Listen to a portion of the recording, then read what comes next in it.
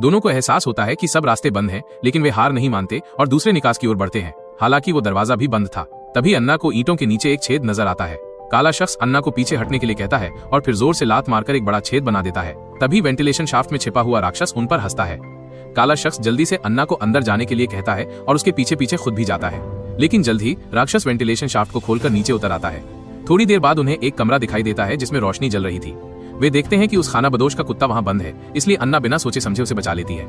लेकिन तभी बाहर से राक्षस की हंसी की आवाज आती है। काला शख्स एक छड़ी उठाता है और राक्षस को डराने के लिए खिड़की पर ताबड़तोड़ वार करने लगता है, लेकिन उसके सारे प्रयास व्यर्थ जाते हैं। जब काला शख्स खिड़की के पास खड़ा होकर सांस लेता है तो राक्षस अचानक उसके पीछे आ जाता है और उसका गला काट देता है। घबराई हुई अन्ना भागने लगती है, लेकिन राक्षस उसका पीछा करता है। कोई फर्क नहीं पड़ता कि अन्ना किस दिशा में भागती है, राक्षस हमेशा उसकी चाल का अनुमान लगा लेता है। निराश होकर अन्ना हार मान लेती है। राक्षस उसके बाल पकड़कर उसे वापस खींचता है।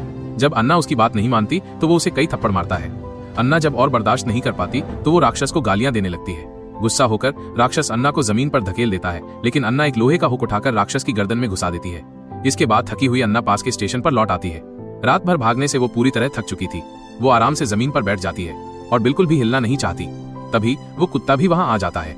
दोनों दुखी जीव एक दूसरे का सहारा बनकर बैठते हैं। सुबह काम पर जाने वाले लोग भी स्टेशन पर आने लगते हैं। एक आदमी गलती से सोचता है कि वे बेघर हैं और उसे एक सिक्का देता है। अन्ना मुस्कुराती है, लेकिन हंसते हंसते उसकी आंखों में आंसू आ जाते हैं।